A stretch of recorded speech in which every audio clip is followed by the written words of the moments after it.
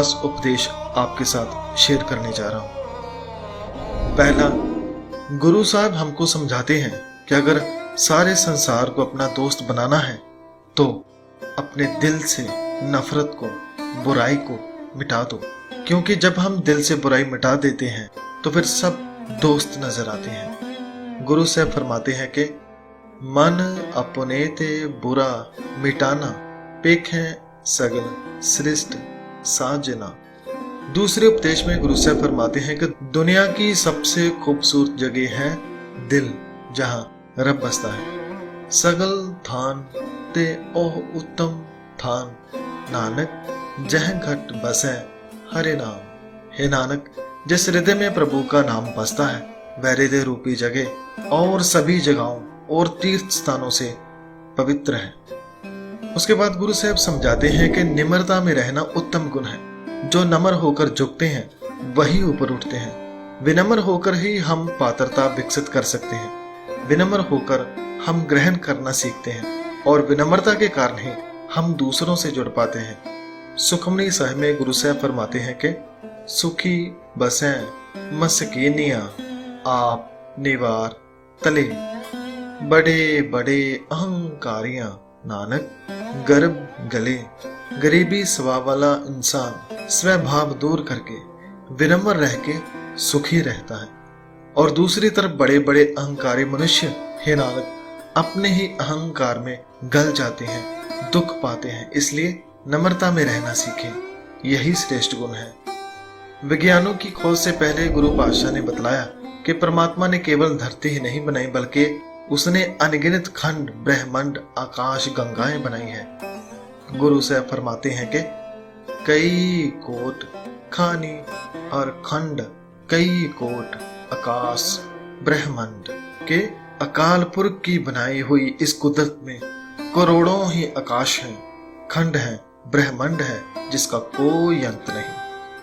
उसके बाद गुरुजी समझाते हैं कि धन कमाना गलत नहीं, लेकिन धन के लिए फरेब करना, झूठ बोलना, लोभ लालच में फंस जाना गलत है।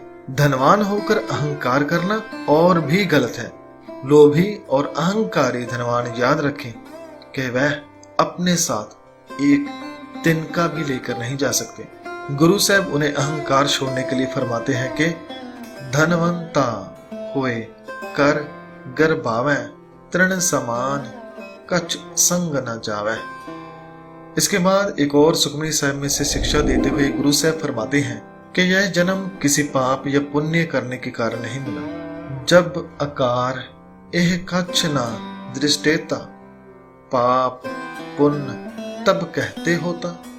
गुरु साहब समझाते हैं कि जब इस दुनिया का कोई आकार ही नहीं था, जब न धरती थी न मनुष्य था, तब यह पाप पुण्य कोई कैसे कर सकता था। पाप पुण्य तो तभी होगा जब शरीर होगा। जब शरीर ही नहीं था तब पाप पुण्य कैसे कर दिया। ये पंक्ति उनके लिए है जो कहते हैं कि पाप पुण्य की वजह से जन्म होता है। अब उनसे अब पूछ सकते हैं कि जब इंसान ने पहली बार जन्म लिया तब उसने कौन सा पाप या पुण्य किया, क्योंकि उससे पहले तो ना उसका जन्म था ना मौत। 7वां उपदेश, गुरु की वाणी इतनी मीठी है, इतनी प्यारी है कि वह बिगड़े हुए मन को भी सुधार देती है, वह मन को शांत कर देती है। सुन कर वचन करन आघाने, मन संतोख आत्म पति आने। अर्थात अगर गुरु के उपदेशों को दिल लगाकर पढ़ा और सुना जाए तो गुरु के वचन सुन के कान तृप्त हो जाते हैं, मन में संतोष आ जाता है और आत्मा पतीत जाती है। अगर किसी गंदे गिलास में साफ पानी को डालते जाएं तो धीरे धीरे खराब पानी बाहर निकल जाता है और साफ पानी गिलास में भर जाता है। इसी तरह प्रभु के गुण होते हैं। जैसे जैसे हम गुरबानी को सुनते जाते हैं, उसे पढ़ते जाते हैं, उसे समझते जाते हैं, तो अपने आप ही हमारे अंदर से बुरे विचारों की गंदगी बाहर निकलनी शुरू हो जाती है और हमारे अंदर गुरबानी अर्थात प्रभु गुण बसने शुरू हो जाते हैं। गुरु साहब फरमाते हैं कि गुण गावत तेरी उतरस मैल बिनस जाए हो मैं बिक फैल। प्रभु गुण गाकर यानी गुरबानी को पढ़ते समझते हुए हमारी मन की मैल दूर हो जाती है। इतना ही नहीं, हमारे अंदर से सबसे बुरे वकार अहम भी बिरस जाता है। उसके आगे गुरु साहब फरमाते हैं कि अगर कोई पूछे कि भगवान कहाँ है तो कहें उसके सिवा यहाँ है ही क्या है। वो हमारे अंदर भी है, बाहर भी, धरती पर, आकाश पर, जो कुछ भी हम देख सकते हैं या जो आंखों से दूर है, उस हर जगह पर वो मौजूद है। सो अंतर सो बाहर अनंत, घट घट व्याप रहया भगवंत, तरन माह आकाश प्याल, सर्वलोक पूर्ण प्रतिपाल। वो परमात्मा हमारे दिल में, अंदर, बाहर, धरती, आकाश, हर लोक में है। सो आखिरी उपदेश गुरु अर्जन साहब जी का सुखमनी साहब में से पढ़ते हैं कि सुखमनी यानी सुखों की मनी है, ये सुखों का खजाना है।